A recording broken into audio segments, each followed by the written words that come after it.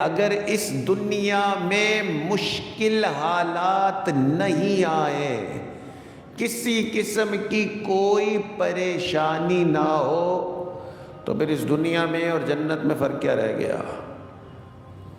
جو چیز اس دنیا کے امتحان کو پاس کرنے کے بعد ملنی ہے وہ اس سے پہلے ہی مل گئی۔ تو اس لیے اس دنیا کو اللہ نے بنایا ہی ایسا ہے کہ اس میں پریشانیاں آئیں گی، جتنے امیر ہو جائیں، جتنے غریب ہو جائیں، پڑھے لکھے ہو جائیں، ان پڑھ ہو جائیں، مغرب میں رہنے والے ہو جائیں، مشرق میں رہنے والے ہو جائیں، مسلمان ہو جائیں یا کافر ہو جائیں، کسی کو بھی غموں سے نجات اس دنیا میں نہیں ہے۔ اسی لیے شیخ سعدی رحمت اللہ علیہ نے فرمایا، دری دنیا کسے بے غم نہ باشد، دری دنیا